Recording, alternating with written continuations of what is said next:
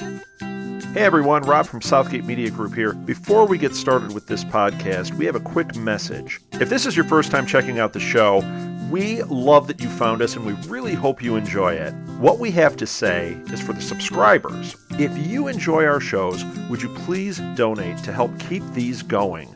We don't want to have to put traditional ads on these shows, but this does cost money. So we really do rely heavily on donations.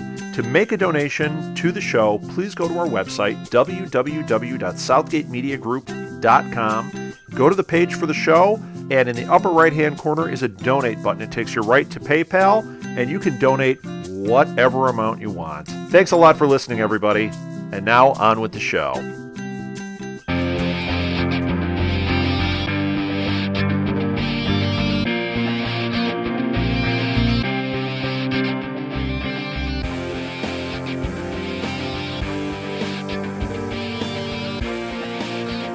Hello and welcome back to the Newcastle Crew Podcast, a podcast dedicated to the NBC show Constantine, here on the Southgate Media Group network of podcasts. I, of course, am Lilith, and joining me is Lee and my husband, Mr. Boston Red Vines. Are you sure that's what we want to stick with, Rick? No, otherwise known as Rick. Somehow, through social media, however, that nickname is stuck with me, thanks to my lovely wife. What you guys, quick breakdown of what you guys thought. Well, first off, do you want me to go through who wrote? And Not yet, just a quick okay. What you thought about the episode. Well, you guys probably have a better backstory, obviously. My husband, Rick, said it was based off on one of the comics, one or two of the comics. I can let you guys touch upon that. I actually liked it. I thought it was a good episode. Yeah, I thought they did a really good job. I think they moved it into more of the Constantine universe that is part of the comic book. And I know that might not be what we're supposed to be talking about, but I really liked it. I thought that they really moved him into a zone that was a comfort zone in there because, I mean, we went from no smoking to heroin and LSD trips. It's a good step in the right direction, but as a fan of Constantine, a longtime fan, it's still very watered down, but it was a good step, and I feel like we're actually making an effort to get to know who John really is. Well, touching upon that, what you said last week about him being a con man, and of course we'll touch upon it later, I finally saw the con man in him. So now, with fresh eyes, now I'm beginning to see his character develop into the character he was in the comics. And so, again, I really did like the episode. I just hope we can keep up the quality and the intensity from here on out. I mean, it's the 4th episode. A lot of people have made their decision by now if they're going to keep watching the show or if they're going to drop it, so... Yeah, we were talking about that because it's almost like I wish this one had came up a little bit earlier because I think this by far is the best of the 4 episodes that they've shown. I definitely think so too, and I think that it's kind of odd that they didn't use this concept for the pilot since it's like the first issue of the comic book. I would have thought it would have lended itself a little better, but what they were doing with Liv, which I think that makes me even more angry now that I think about it, because Liv didn't stick that they could have actually kind of gone this route and then introduced a female lead later on. Right. Because that doesn't actually pop up. Her first appearance is like Hellblazer number 4. So. She takes a little bit to pop up. Yeah. Oh, Liv does actually pop up. No. Zed. Oh, Zed. Yeah. Okay. Yeah. He turns a corner and he's on this winning streak. He turns a corner and she's sitting there on the street. It's kind of cool. Yeah. And they kind of touched on that with the episode 2, but not really. True. Kind of. Yeah, so I guess we should get down to brass tacks and talk about episode 104 of Feast of Friends, a quite literal title. Exactly. So, do you have a synopsis you care to share? Yes, I do. When Constantine's old friend, Gary Lester, accidentally releases a powerful demon in Atlanta, John is forced to determine exactly what he is prepared to sacrifice in his battle with the underworld. All right. Well, this episode was directed by one of my favorite TV directors, John F. Showalter. He's done everything from Supernatural to Revolution. I knew you were going to say Supernatural. That's where I actually know him from. Some of my favorite episodes of Supernatural, he's been a big, huge part of. So right, he did the 100, maybe just one or two. I'm a big fan of Sleepy Hollow, and of course, I have to do my 2-bit. Yes, he did an episode of Revolution that I was actually in. Oh, cool. So it was Memorial Day. Ooh, the shameless plug early. Yes, the shameless. I had to say it. This episode was written by Cameron Welsh. I know he's like what is it, an Australian soap opera star or something like that, turned writer and producer. Don't know. I know he. I don't watch Home and Away, but he has written for Home and Away. He's also written for The Last Ship that I like because McSteamy is in it. Yeah, I don't watch Grey's Anatomy, so I have no idea. But you got the reference, though. Yeah, the reference. Just have no idea who the actor is. I don't understand how anyone can watch Grey's Anatomy without actually not becoming a hypochondriac. I'm already a hypochondriac. Oh, okay. WebMD is like my homepage when I open up my browser. So I can eat during Grey's Anatomy, so that doesn't bother me at all. But can you eat during Hannibal? That's the question. I've never seen a TV show. Carol Lee! Am I in trouble again? You're definitely in trouble, but we'll talk about that later. So that's the technical stuff. I guess, let's just talk about how this episode opened and work our way on down. Sure. I wasn't sure. Like, I wasn't sure how this episode was gonna go. I'm like, okay, we're getting another Newcastle crew member. Woo! And then I was like, oh, it's Gaz. I don't know how this is gonna go. This could go either way. Or just like it's not, of course it's TV, so the actor has to be somewhat pretty, right? Right. Yeah. When, the Lester character? Yeah.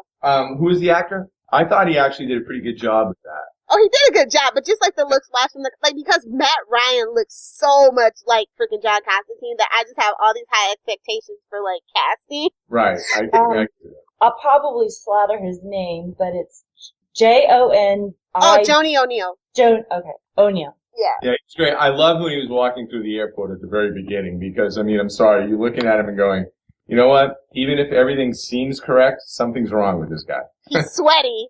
He is sweating and he's got really dark shadows under his eyes and, you know. I thought it was great. I was hoping for a turn your head and cough, sir moment, but. So let me ask you guys a question. So he actually is a character in the comic books later on. At the very beginning. At the very beginning, yeah. Oh, Yeah, okay. yeah. Okay. Like you kind of touched on, this particular episode is based on Hellblazer's first 2 comic books, number 1 and number 2. And you guys both thought that maybe this should have been a pilot? It could have been, because it could have set Constantine off in a better, to lure the comic book fans in more than what the pilot did. Okay, that makes sense. Okay. Yeah, I mean, I really agree with that because this is the first one. I mean, if they had set out with this, I think people would have been intrigued because they didn't need to answer any, major questions, but people would have been intrigued because it just, I think this is just a good piece of work. I really do. And especially, it really bothers me, I know it bothers you too, that they basically changed direction midstream and went, from Liv to Zed.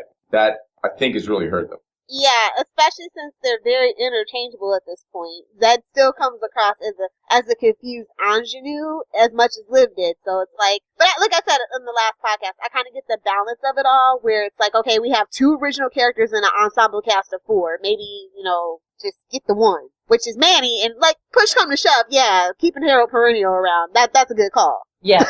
Very much. So, sorry.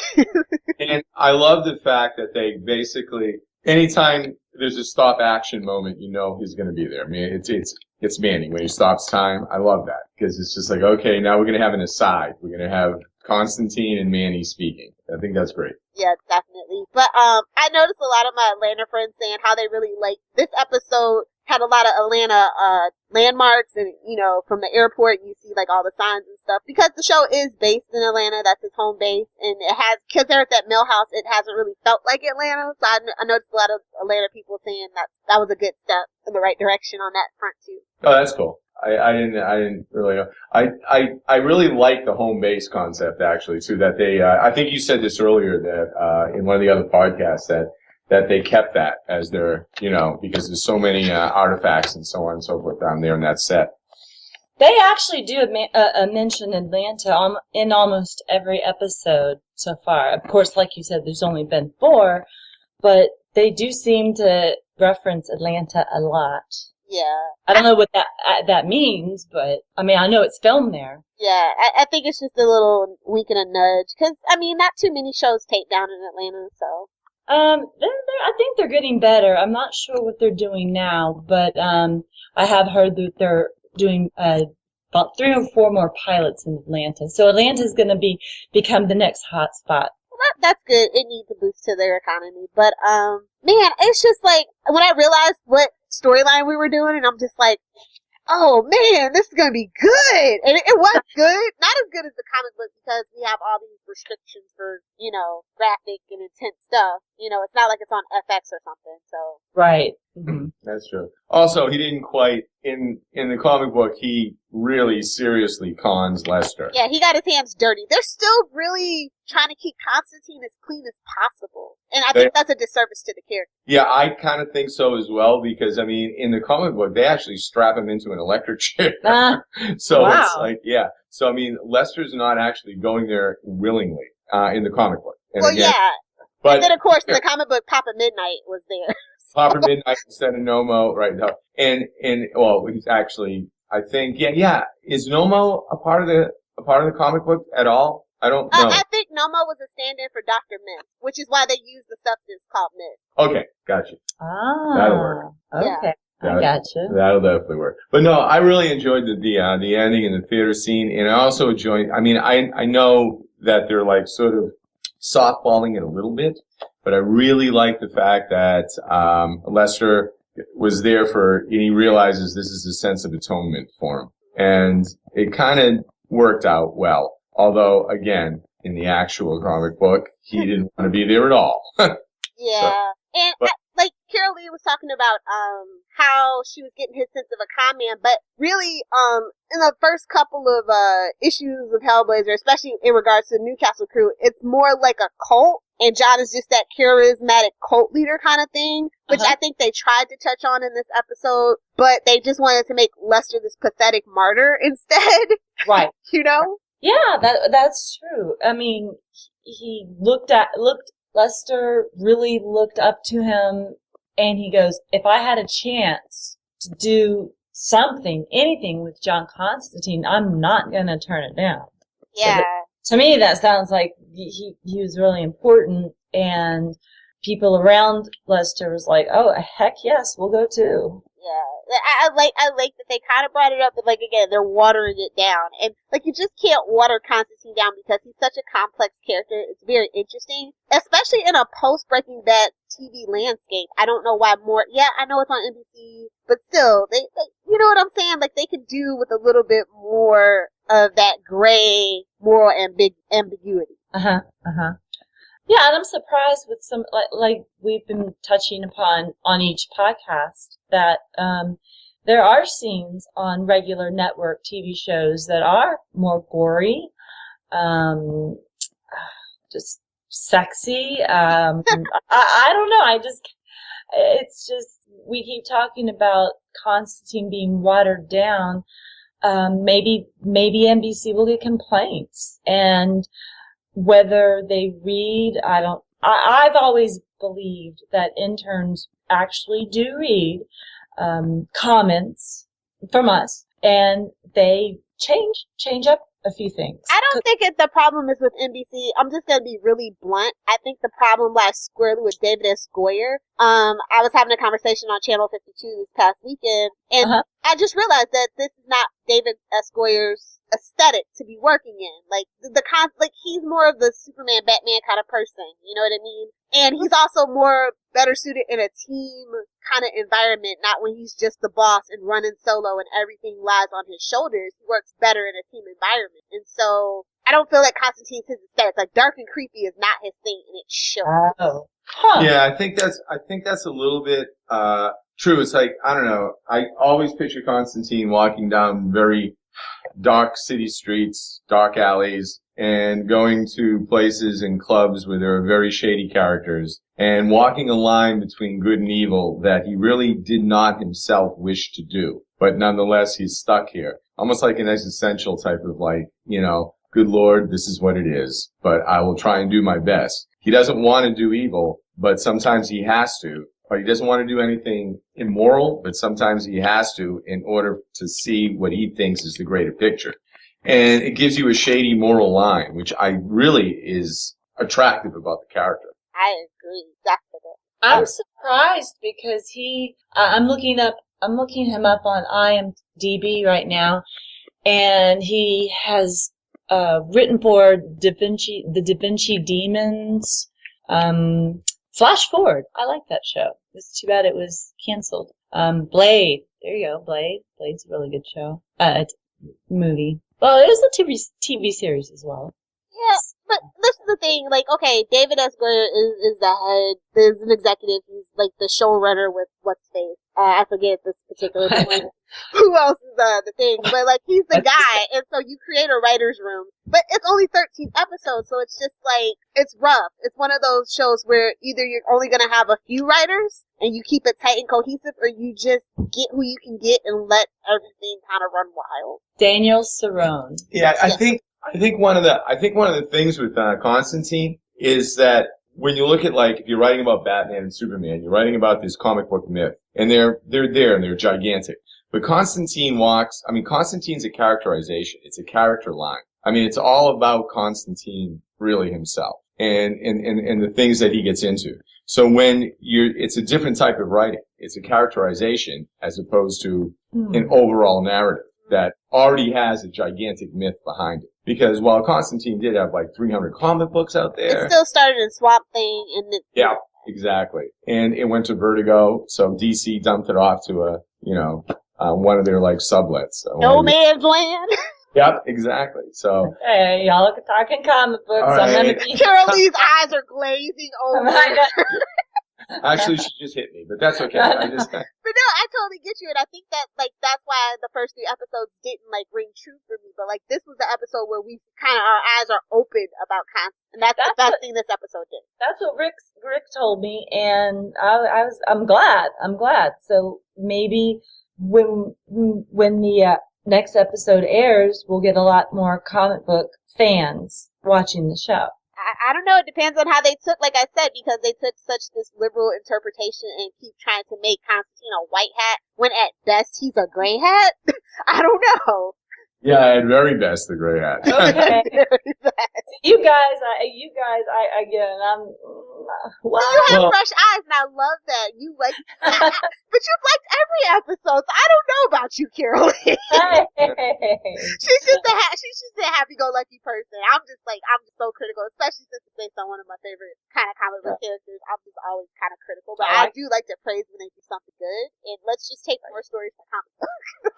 I think that's exactly what they should do. I think that's actually, when you think about it, it's almost like your script's written for you. It's a great medium. Just go back and, look at a bunch of different, just take episode, just take comic book, whatever, 13 through 18, and just go with it. I mean, you could almost do it any way you want. And, I mean, it's just there for the writers to do and take. I just think it's like, and like you say, the network wants to kind of sanitize it a little bit. So it's a shame because it's weird because I'm a huge fan of Hannibal, and while this episode did have quote unquote some gore in it, I mean I didn't even flinch or blink or look away once, but my friends tell me it was gory to a point. Really? Oh, come on, you didn't. All right, am I the wimp here? I didn't look away. I'm here with 2 women. Am I the wimp? Because I could not stand when she ate his ear. Oh, it's my favorite thing. I was like, I thought they were going to go further because in the comic books, it was the Hunger Demon made the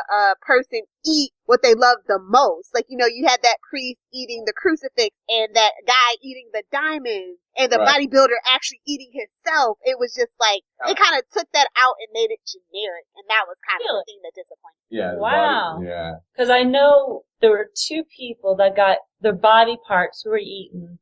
I thought one was a cheek and one was an ear. Am I wrong here? I thought it was just the whole side of the face. Like, she was just going for gold, but...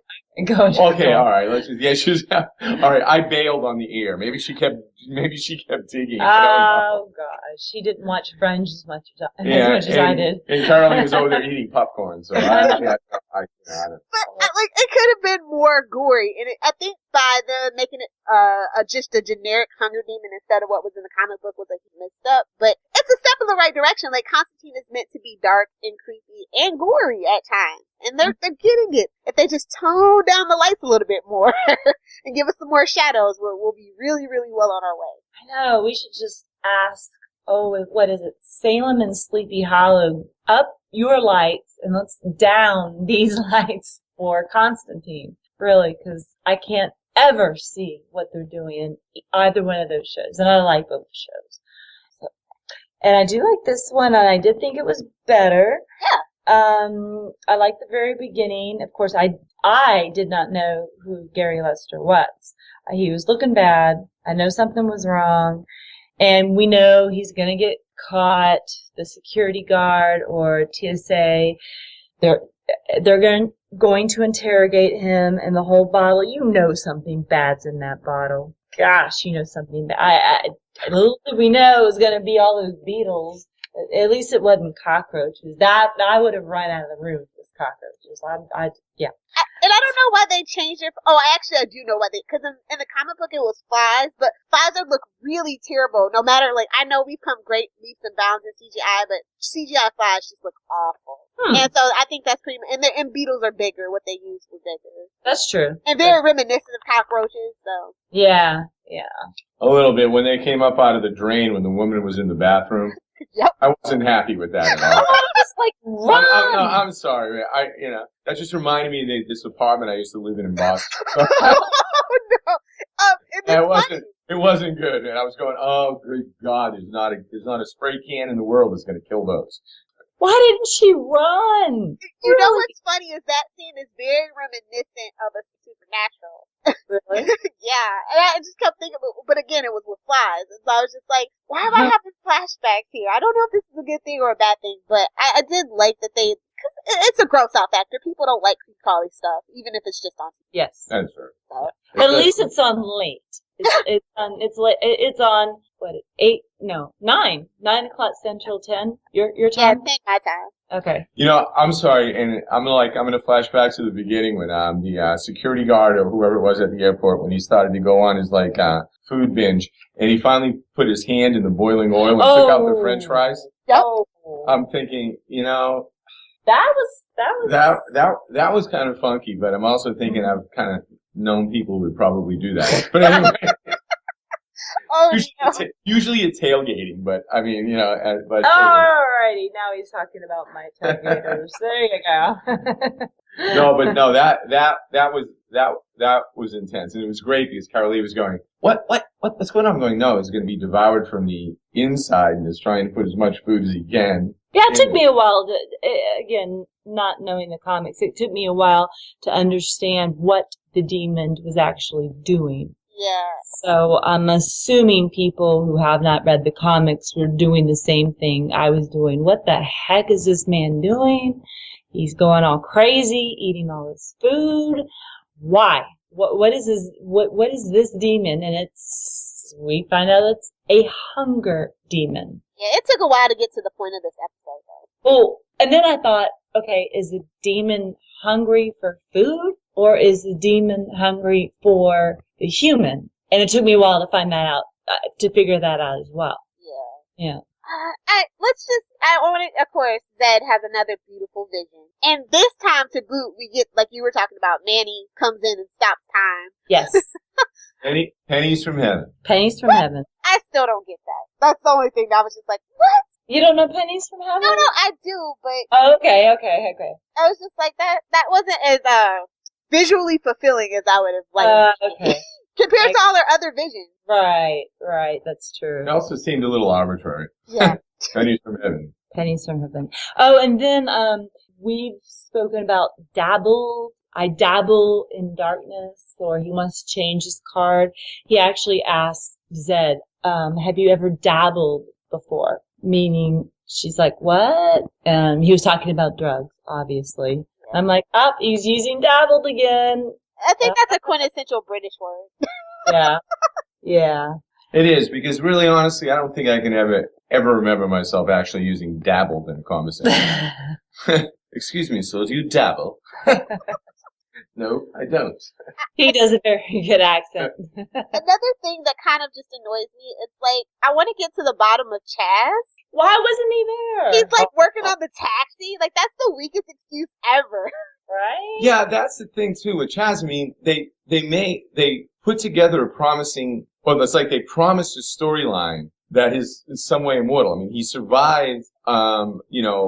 Something going through his chest. What was it? The power line. Yeah, the power line went through his chest, and then he comes back and says, "Hey, how you doing?" And it's like, and it's like, they've got to answer that question, because I'm wondering what Chaz is. How you doing? Yeah, because it's different than what's going on in the comic book. Yeah, completely. That's a storyline they got to unload on us. And he's third build. I mean, Manny is built underneath him, so he has to start being in the episodes more often. And the use of Manny too.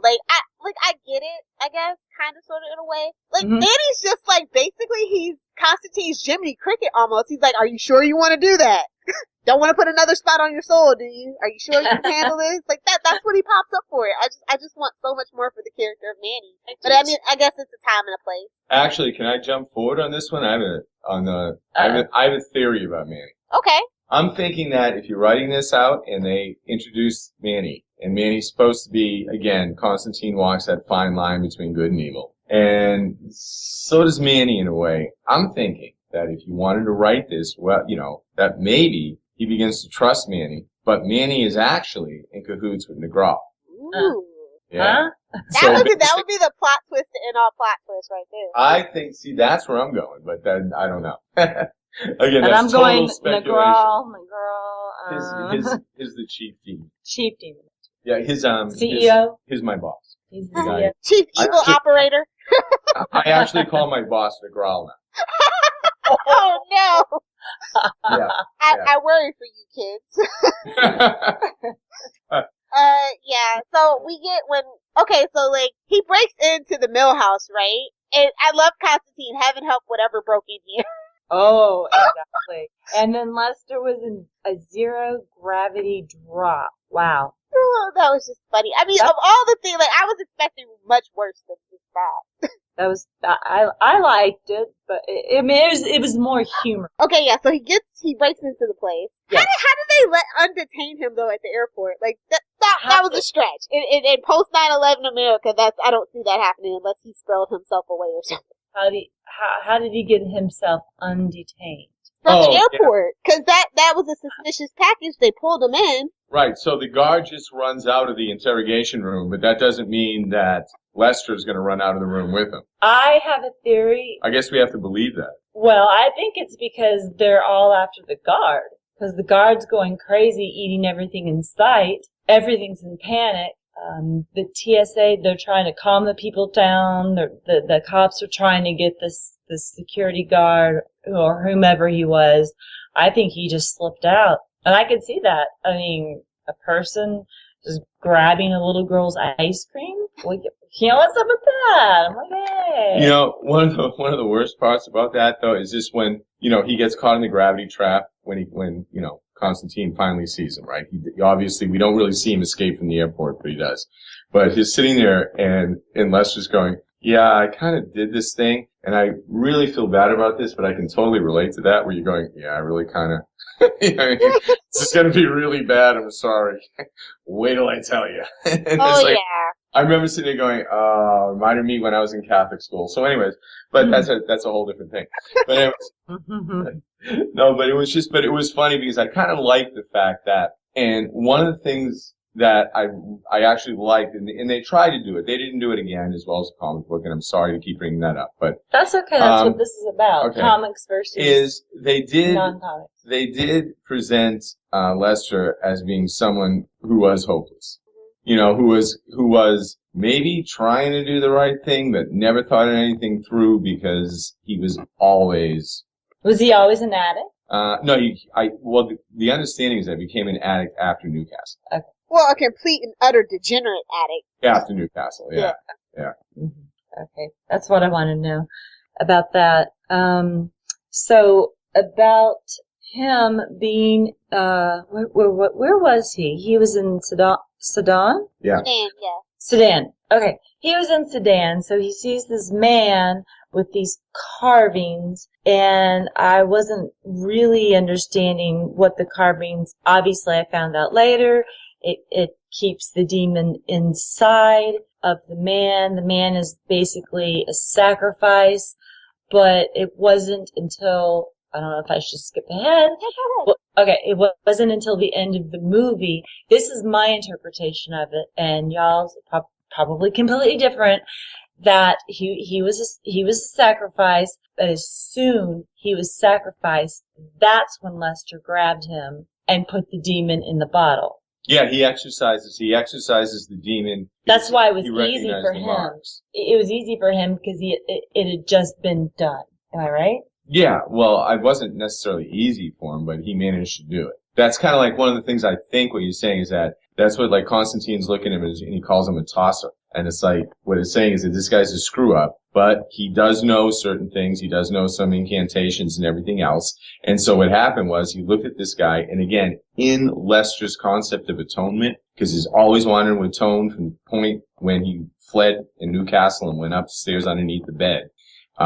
He was trying to atone, and he thought he could save that soul. By saving that soul, he imprisoned the hunger demon, but then it was unfortunately unleashed when he got to the airport. Right, he was unleashed. Yeah. Why didn't he just bury it somewhere while he was in Sudan? Why did he feel the need to take it with him? I don't understand that. The only thing I can think of is that he wanted to go see Constantine and go, look what I did, look what I did. You know what? Spot on. That is spot on.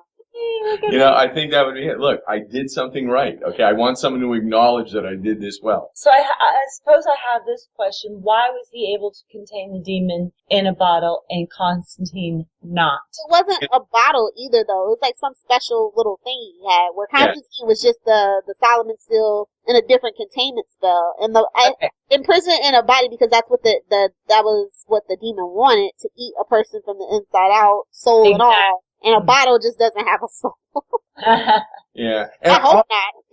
Yeah, really. That's But no, I also think that too, that I think that there's a certain implication that the writers are making that these demons are getting stronger than they normally would be. So I think when Lester when he bottled the demon, it wasn't quite as strong as when Constantine seen it. That's because what of the I was rising saying. darkness, this whole rising darkness theme. That's exactly what I was saying. Did he just save this man's soul right then and there? And it took a while for how many hours it takes to get to America, and that's why the demon became more powerful. I think once it entered into someone else, it started becoming more powerful. But again, that's total speculation, and that's what we'd have to go with. But, you know, the thing about in the comic book versus this episode is that when Lester is exorcising the man actually dies and he's flayed alive, releasing the demon. And they kind of didn't do that in this episode. He died?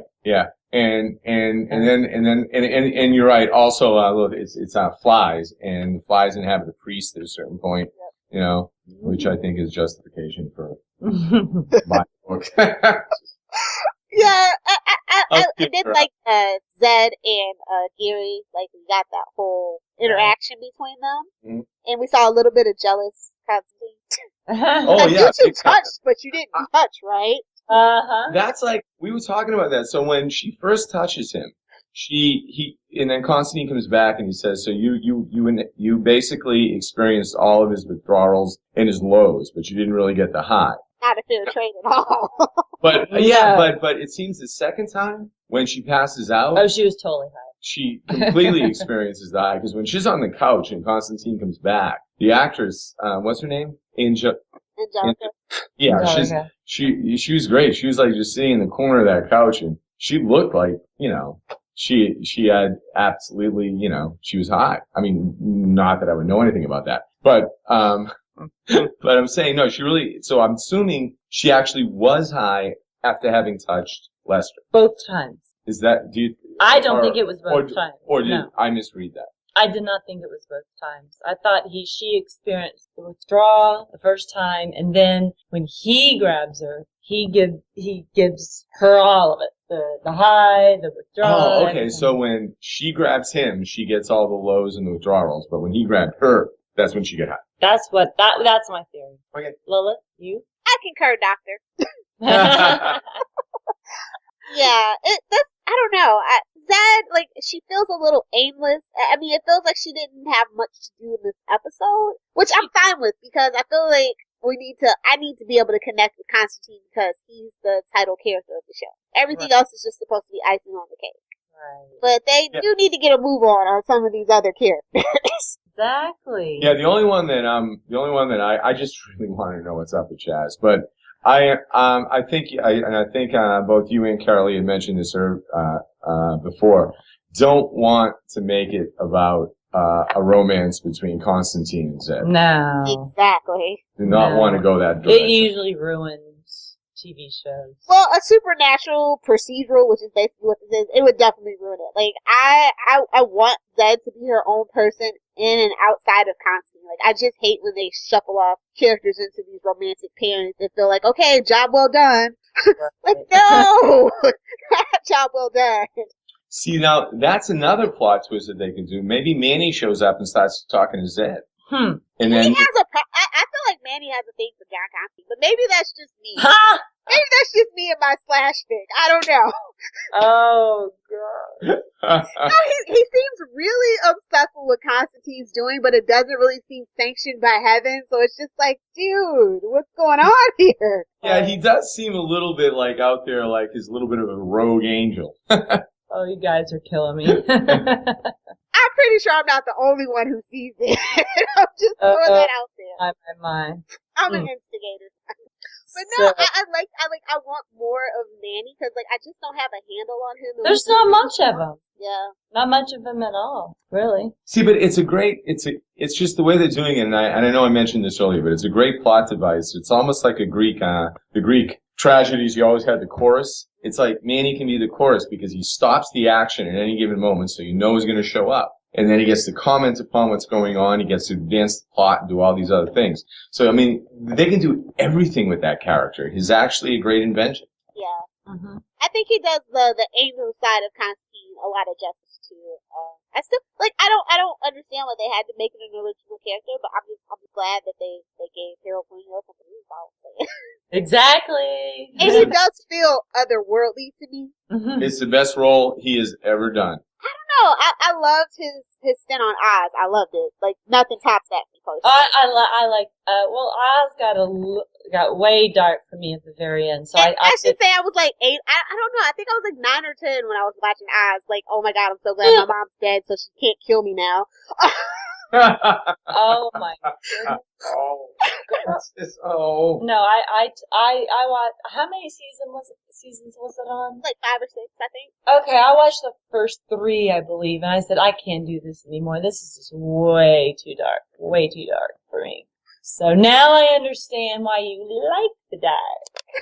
Come to the light, Lilith. Come to the light. I know, but I think I don't know. They did that. That was the best thing they've done with the series so far for me personally. And we're getting the Spectre or John, the other John, pretty soon. So I'm interested to see what they do with that. Okay, I'm intrigued. I didn't know there's going to be another John. Yeah. Alrighty then. Cool. But back to this episode. We had, like I said, this episode was kind of really slowly paced for the most part, but I think they were trying to do like a character study kind of episode. I think that's the point of this episode, but it did drag for me. Like, I found myself looking at the clock a lot. Unfortunately, nothing for Chaz, though. Yeah, you see, I really like this one. The other ones I just kind of saw, the first 3 episodes, right. I looked at them and I said, this is TV. And the 4th one, I went, wow, they're actually trying to get into something a little bit deeper here, and I liked it a lot. I just thought that they maybe turned a corner.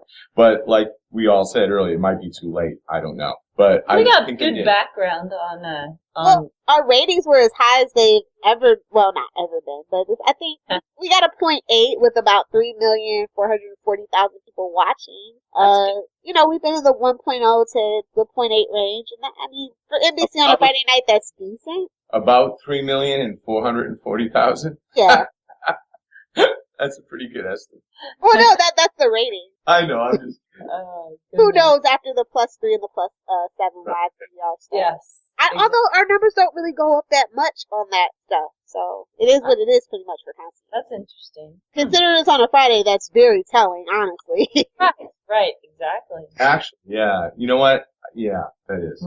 You guys know more about that than I do, but. Right. I had to get obsessed with ratings because I got tired of getting sideswiped with like, they're canceling my show, why? So now I can see it coming from a mile away. I'm like, oh, the ratings aren't living up to the network expectations. If it's on ABC or NBC, I'm not going to get invested until it has a season 2. Then I'll watch it on Netflix first season. That's how I roll now. Be careful. I do the exact same thing. Seriously.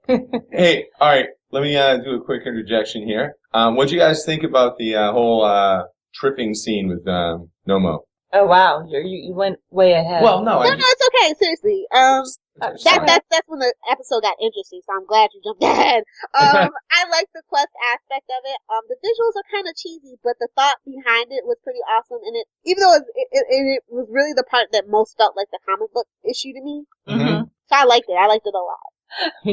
Yeah, I liked it very much. That's actually that's my favorite lines from that particular. I'll tell you later when we do our favorite scenes and whatnot. My favorite. Do you want to know now? I can tell you.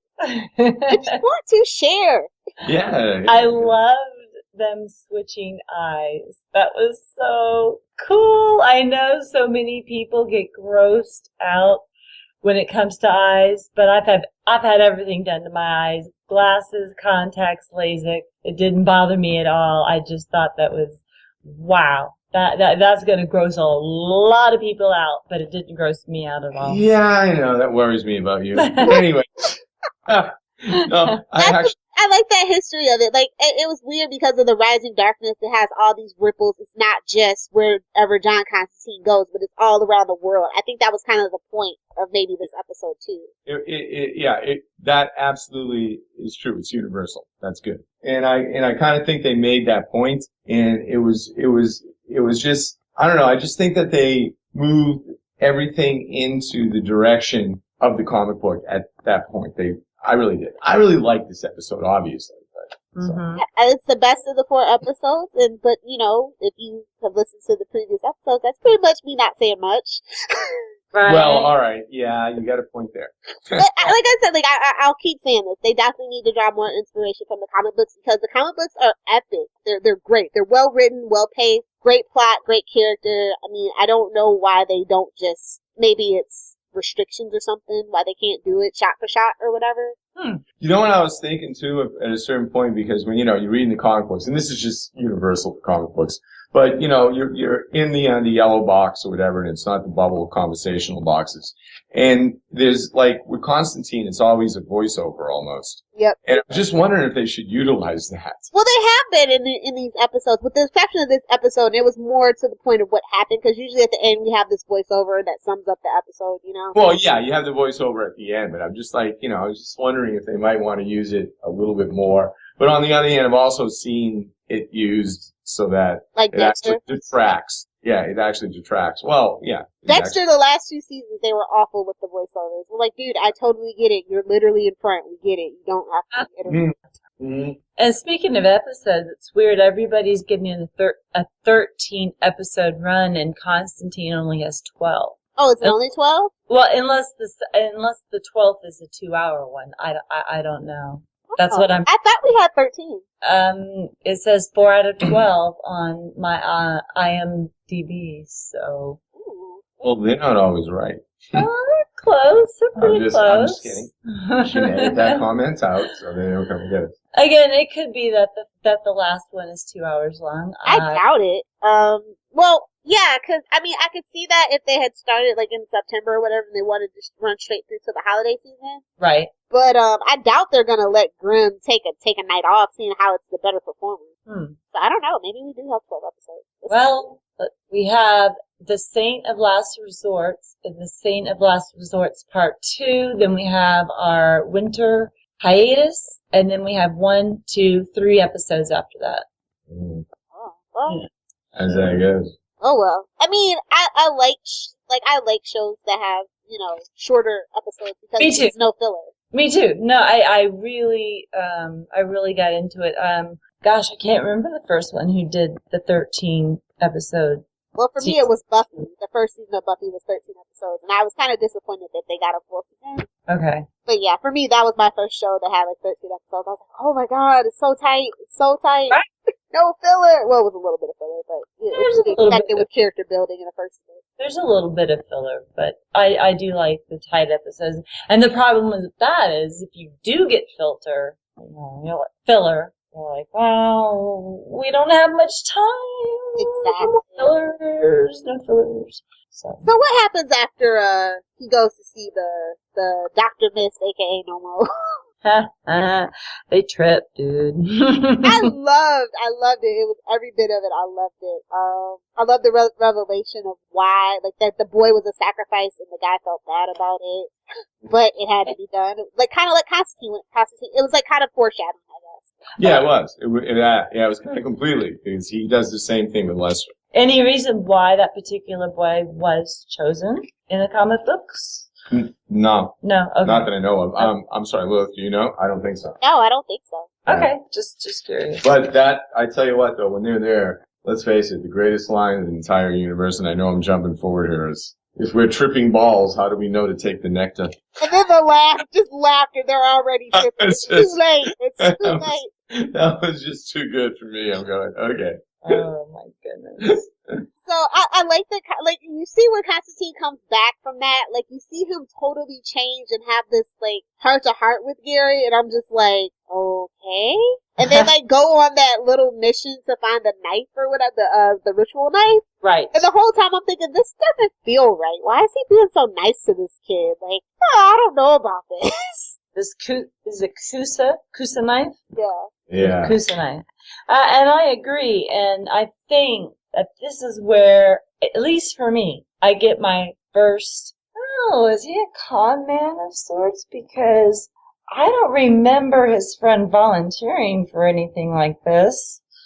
So, that was my first glimpse into Constantine being a con man. I mean, truly, it was just right there. Yeah, that he was playing on his wits. He was playing it out. Yeah, that's good, because in the comic book, they kind of like make it obvious sort of right away that his like, he's going to be the sacrifice. But they also make it clear that Constantine's character is that he's just a street rat.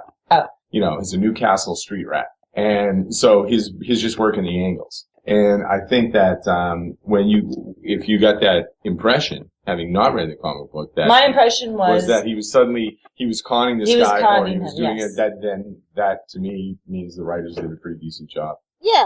Because he is an absolute street rat. And I think that like in the comic books, there's nothing redeemable about Gary. He's pathetic, and he didn't make that sacrifice of his own volition. Like I said, Constantine and Papa Midnight tricked him into it. And tricked him. Definitely. Okay. Well, and hauled him, kicking and screaming, really, but. Oh yeah, completely. Yeah, I mean they actually strapped him down to an electric chair. Yeah. But in the episode, he actually at the end, because he feels so bad about what happened at Newcastle, he decides, okay, I will be the sacrifice. But John sets it up in such a way, like, man, at least that's how I felt. Like, John's like, I could do this, or you could do this. I could do this, or you could do that. Exactly. Right. It's got to be exactly. I actually like that scene. Well, it's going to be either me or you. And he looks at me and goes, oh, God damn it, it's got to be me. I know. All right. I'm going to do it. So he did do a con, but then at the very end, the guy, his friend, Lester, went, okay, I'll be the sacrifice. And I thought it was nice. I can't believe I just used the word nice. But anyways, I thought it was cool, whatever, that at the end, Manny was there. Yeah. So basically saying the atonement and the sacrifice that Lester made actually worked. Yeah, he's not. Right. Yeah. And I Yeah. think that was a really cool juxtaposition because that's something that John is chasing, and he's not really like Manny could very well be playing him, and there's no hope for his redemption. There's no hope for his soul at all. But we see the light, and John's sitting very much opposite of all the things, good things that are happening to Lester because of the sacrifice. You know. See, you know what? One of the great things about the Constantine character for me is that he acts best when he is at his most hopeless. Yep. When he actually realizes there's no hope for himself, that's when he begins to act in a better way. And maybe, I mean, that's like a narrative deal, but that's what's always attracted me to him. It's like, he does. It's like he sits here, you can see the fatalism in his eyes, and he just says, okay, I know I'm dead. No matter what happens, I'm doomed. I might as well do something good here. You take as many of them out as I can with me. There you go. Exactly. Kind of Right. thing. He's still trying to save his soul, but then he still utters, people around me die. And it's true, and we see this firsthand. And I think it was important for Zed to see this for herself. I think she thought he was over-exaggerating. Yeah, she did. And I think that, yeah, you're right. I think that's great. I mean, both of you guys. That's right. I forgot. Yeah, people around me die is almost like his mantra. Yeah. that should be the tagline. Yeah.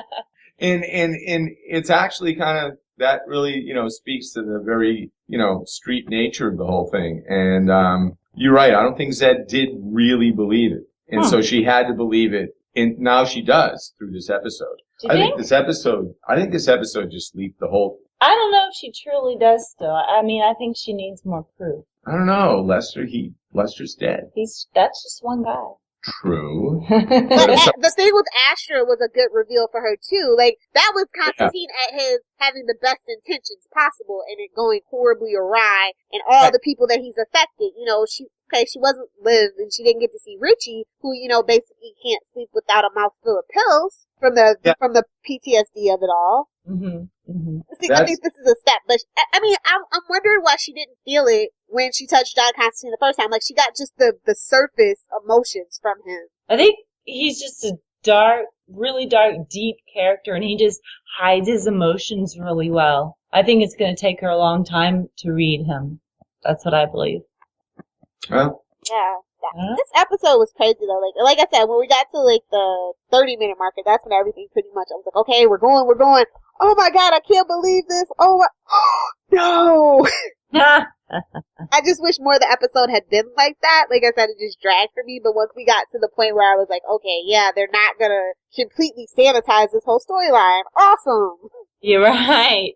We got some gruesome, gross Beatles and eyeball exchange. My favorite. I actually want to open a business called Eyeball Exchange, and I don't know why. It's just it makes no sense, but there has to be something there. Good grief. I did like how this episode wrapped up, like I said, without the voiceover that we usually get. His last little bits of wisdom. Yeah. Yeah, exactly. I don't know. I think this is the direction that the show needs to go in, and I'm excited to see how we go with next week, because I think Papa Midnight comes back next week, if I'm not mistaken. Cool. I usually don't watch the previews. I don't either. I'm just like I said, he's in quite a few of these episodes, and they have to start popping out sooner or later. True. And just the name alone makes me think that it's Papa Midnight, but I could be wrong. So yeah, let's get to the episode portion of this podcast. Okay. So the grade comes first. All right. You want me to go first? Yes. Okay. I'm going to give it an A-, but that's only because I went to Catholic school as a kid and even God didn't get an A. So the nuns wouldn't even give God an A. So I'm going to give it an A-, but I really liked the episode. I thought it was a major leap forward. Lee? I gave it an A- as well. As you can tell, I'm slowly but surely going up. B-, B+, A-. It's slowly getting better and better for me. Again, since I haven't read the comic books, I have no expectations. But this was a really good episode for me. My favorite as well. Okay. I gave this episode a B-, because You're mean. Yes, I'm mean. I'm the critical one. It's like I said, it's a good leap forward. I hope the show sticks with this direction. I don't feel like it's likely, but I hope so. I have hopes, high hopes. This episode gave me hope, I guess. So, but there was a lot wrong with this episode. Like, Zed and Manny and Chad, they all feel hollow. So, like, when we focus on just one person in an episode with no contribution from anybody else, really, for the most part, it just feels a little lackadaisical on the storytelling side of things. Mm-hmm. It's a small ensemble cast. There's no reason for this. I guess maybe I'm grading on a curve here. Both of us worked. Both of us worked in education for 14 years. So. Oh, poor things. I'm sorry. Oh no, I've worked in it longer. Yeah. Anyway, okay. So what do you got next for us? I believe comes Scene of the Night. Rick, you're our visitor. Okay, well, I just like the tripping scene with Noma. I love that. I'm sorry. I thought that was great, and I love that line. I loved everything else about it. And yeah, you're right. A little bit of it was a little kind of cheesy, and it wasn't exactly maybe what it could have been. But on the other hand, again, they went from like him not even smoking to talking about heroin and LSD. And they changed eyeballs. And they exchanged eyeballs. Exactly. Yes. Thank you. While you were eating popcorn, I was pretty much turning away. Yes. Lola? I think I just like that small scene where he comes back and he sees that Liv, oh God. Zed has I miss her. That Zed has obviously gone through something and he goes, "Did you touch?" And she tries to explain it. It just comes off so awkward and cute and he seems a little jealous. Like that was the lightest moment in the episode and it just yeah, that was a good one. That was a good one. Mine was when he was, I suppose he was at a meat locker. He was trying to find the demon, and he saw the demon, and as you guys said, I thought it was just the cheek. I didn't know if it was the cheek of the ear, but it went from how many days without any type of incidents? 126. Constantine erases it, 0. Yeah, I like that one too. All right, so we are at the line of the night. Line of the night. Rick? Well, I already gave you my line of the night. My line of the night was, if we're tripping balls, how do we know to take the nectar? And Carolee? Oh my gosh, let me see. Because that was so funny. Gosh, I don't know. Let me think about it, Lilith, while you tell me. Lester. Back then we all thought John was the duck's nuts. Oh, see. Oh, all right. Wait a minute. You see, that was my second call. And just because I don't understand that phrase. Because if John, I have no idea. I just thought it was British slang and I liked it. It is British slang, and I don't even mean to be coarse, but ducks' nuts probably aren't very big. So I'm sorry. I'm thinking that's not like. Stop it. I don't know. Oh, come on. My line of the nights for the past, what was it, 2, maybe all 3 have been a little, a little bit racy, a little bit saucy. I know. Uh-huh. So I was going, I probably shouldn't use this. Maybe Go ahead, Carolee. It's okay. Well, that was my line of the night as well. The other line that we really liked, and I think that you were talking about earlier, we talked about it afterwards, was when he said when he was talking about Gary Lester being an addict, and I think he was talking to Zed, and he says, between thought and action comes temptation. Mm-hmm. And I thought that was kind of cool. Indeed. All right, we're up to moment. Most memorable moment. You guys already know mine. The eyeball exchange. Tripping scene. She's obsessed with the eyeball. I know. Really, it's amazing. I'm gonna have to go get candy eyeballs or something. Ooh. Because fun. It's a Halloween all of a sudden scene. Should have been aired before. I should have been aired before Halloween. I don't know. Okay, what do you like, Lil? The conversation that I definitely knew something was up when John's talking to Gary and he goes, people can change or whatever, and Gary goes, I've never heard you say that. And Constantine goes, see my point? Oh yeah. It's just like, yeah, people change, but it's not always for the better. That's it, right. Yeah. There's a lot of good little snippets here and there. I think this was I just think it was a great episode because it's rife with a bunch of good lines. Yeah. Yes. Yes. I liked it. My best action scene. I'm just gonna go for comedy value here. The security guard dancing. Sorry. I agree. I can't help it. Oh, you guys are killing me. when Constantine, like, when he was doing the diversion thing and He made, I don't know what spell he did on him. He goes, Lester asked, how long is this going to last? He goes, until the music's over. It was so long. That is kind of like Titanic type. We're going to play until we can't.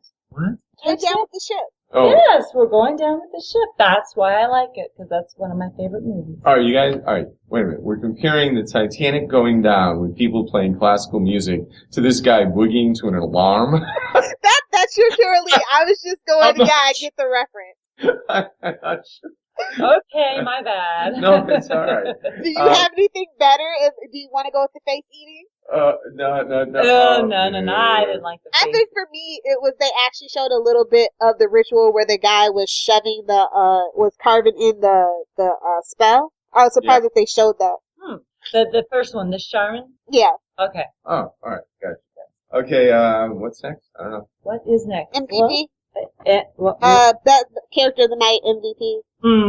Character of the night. I'm all for Nomo. You like Nomo? Yeah, well, you know, he's the source, he's the dealer, he's the doc. He's a CEO. I'll go with him. I'll go with Nomo as well. I'm gonna go with Lester. I like seeing the old Newcastle crew because everybody has a different reaction. Like we see Richie, he's very reluctant to talk to Constantine, where Gary still pretty much worships him. And I think that is very interesting to present all these different points of view when it comes to Constantine. He does.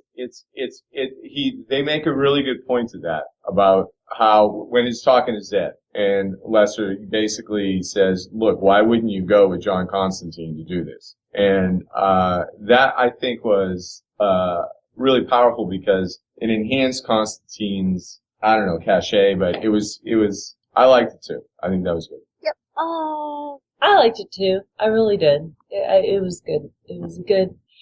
For me, not knowing how much of a con man Constantine is, and his buddy was like, dude, you totally got me into this, and then he goes, okay, you know what? For my sins, Newcastle, I will be the sacrifice. So you guys both have Lester and I have Nomo? Well, I had both. Which kind of pretty much says how shallow I am. No. I mean, it's open to interpretation. Everybody sees an episode a different way, and I like it. That's what I like about TV. Like books, you got the pretentious people, you got the everyday people, then you got like the scholars. And it all comes out the same. But with TV, literally, everybody has a different perspective. And that's why I kind of prefer. No, Lester obviously, and actually, again, the actor, and again, I don't know his name. I think the actor who played Lester did a really good job. Absolutely. Yeah. He did. He really did. And again, you guys know from the comic books exactly, maybe his personality, his characteristics. That would be O'Neill. Mm-hmm. Yeah, Johnny O'Neill or something? Yeah. Yeah, okay. Yes. So what do we got next, guys? Who noticed Easter eggs? Oh, that's all up to that's you. Oh, really? Nobody did research but me? I didn't know. I see how it is. Hey, it's you guys. That's all I'm saying. Honestly, I didn't really notice anything. I didn't see anything that was a shout out or overtly or anything, so I'm sorry, but I wasn't really looking for it either because I actually get caught up in the episode and really liked it. I tend to watch the episode 2 or 3 times, so the first time is for fun. Yes, indeed. I do the same thing, but as for Easter eggs, I wouldn't know one. I wouldn't know one. I wouldn't know a shout out. The only Easter eggs the only one I remember was when Zed, when he first meets Zed and she has all the drawings in her apartment, and I noticed that there were a lot of characters from the comic book and there were a lot of covers from the comic book. But other than that, I'm terrible at picking up Easter eggs. Yeah, basically the only thing you really need to know is that it pretty much syncs up pretty well with issues number 1 and number 2 of Hellblazer. I mean, they touched on a lot of that stuff. It'd be a really long list. But I do want to say that, like, I was kind of bummed they didn't call him Gaz, because that's his nickname in the comic book. Huh, okay. That's what I call him. That's what I've always kind of called him, but they just don't. Oh, right. So yeah, it's just like, whatever. I think that was pretty much the point. They were like, see, comic book people, we can kind of sort of do a good take on it, right? Right. So yeah, that about does it, I guess, for everything. Yes. So let's get to some. Oh wait, did you check the Facebook, Shirley? No, I haven't. I was on Laser Team and American Crime all week for 14 hours a day, every day. Okay, So, I apologize. I I'm apologize. gonna actually be a testimonial here for her. She's been working ridiculous hours on set, and so that's kind of why I'm eating this hours right now. But no, she has been working some serious hours on set. Oh, totally get it. And I did check a few, and I did answer a few questions, and then. But yes, it's gonna get slow here in Austin for a while until January. So Yeah, so you guys are both tired. Really, I'm the only one who's not. We got one new page like this week, I think. From we have 25 likes, and we have. I wrote. I'm sorry, I missed the chat because I usually do chat when it's on. And my friend Janice said, I am lost, so I hope we showed her the way. And I have, tonight's the night, are you joining us? Saturday, November 15th, live at the Blue Box Superhero Night. I have no idea, but it's in Elgin. Oh, that was last Saturday, We have an Elgin, Texas as well. Elgin, Rob and Martha do a thing for at the Blue Box Cafe every Saturday. And that's what's just the advertisement for it. Mm-hmm. Yep. Theories and predictions? Prediction. Well, I'm going to go back to my theory that I think Manny's in cahoots with DeGraw, and that eventually what he's going to do is going to set up Constantine. Constantine's going to begin to bit by bit trust Manny in a, sequential way. And then eventually there's going to be a turning point where he realizes that Manny, in fact, is working with DeGraw. Really? Yep. No. Walt! Exactly. I have no theories and predictions. Like I said, it's a grab bag every week about what you're going to get. I don't feel like we have. I feel like we're drifting. And we're just throwing out the rising darkness every week. Yeah, if you really, I mean, strictly speaking, that's exactly it. We've heard it. I think it was twice. We heard it twice. No, we've heard it every episode. So 4 definitely every episode. I usually write it down when they say it, so I could tally it. So. Well, Lilith, do you think that Damnation Army and God's Warriors are going to actually crop into the narrative at one point in time? Those if we groups? get a season 2, yes, or maybe even season 3, because I find that a lot of supernatural shows like to stay away from the God angle and the devil angle. Kind of hard to do in this one. Right. Exactly, but they with the rising darkness and the first of the fallen, because that's built into the Constantine legend, it doesn't necessarily have to be the devil and God. But when you get it down to the rest of the stuff, it's like, you're gonna walk this fine line. We don't want to get boycotted and petitioned against. Because Supernatural had that problem because they very much portray angels as not very angelic. Right, exactly. Wow. As being, morally ambiguous. Yeah. Well, can I just say this one? Is it all right? Absolutely. All right. I just, do you guys remember the Saturday Night Live skit where, I think it's Will Ferrell's going, we need more cowbell or something like that? Oh, good grief. Everybody More knows cowbell. that. Everybody all knows right. that Well, one. see, here's my feeling about this. I think we need more Richie Simpson. Yes, I agree. I want him back in that. I think he should be a character that's consistent. I was surprised that they didn't tap him to that. I don't believe that Jeremy's doing it. So, he's not going to be, that was No. it? That was just like, he I was think we're just getting glimpses of the Newcastle crew. Unless their intention is like the finale or whatever to get what's left of the Newcastle crew back together and try to actually get Astra out. Maybe that's what this is building to. I don't know. I think that would be a good idea. I think that's a great idea, actually, to put, because we got Simpson, Lester's obviously in deep trouble. But I mean, there's certain ways, since Manny was at Lester's side, who knows what will happen. But that's pretty good. That might be exactly where they're going. Because we can't just get rid of the Rising Darkness in season 1 finale. Right. The Rising Darkness has to rise, and it might all circle around Astra, and it might circle around all the people that were with Constantine at Newcastle. I think that's a very good take. How that plays out, like I said, I just very much feel like we're drifting aimlessly and they're trying to figure out what sticks. Yeah, I think they are right now too. And that's unfortunate. And again, if they had, like you mentioned and Carolee mentioned earlier, if they had started out with this one as the first episode, I think they would have got a lot more interest. And then they could have built upon that in a big way. Unfortunately, they changed creative directions after Liv and Zed. Yeah, it's really rough when you shoot a pilot, you have this idea, and then all of a sudden, all these changes happen, and it's been this really big ripple effect. Mm-hmm. Right. So, is the character of, what was his name? It's Jeremy Davies. Yeah. Right. Richie Simpson? Yes. Is he in many of the comic books? Quite a few. Oh, okay. Yeah. He gets unplugged early. Oh, okay. Of course, a lot. That happens a lot. That's kind of a theme. Yeah, it is. Okay. I wasn't sure. Do you have any theories, predictions, or questions? Oh gosh, that was my question. I just want to see. More of him. I just love him. Well, if you are a fan of Jeremy Davies, he is a character actor. He knocks it out of the park. He has tons of Emmy nominations for almost every single side character he's ever done. But wow. most specifically, Justified is where I just absolutely, Lost, obviously, but Justified, because they gave him more time to shine, killed it.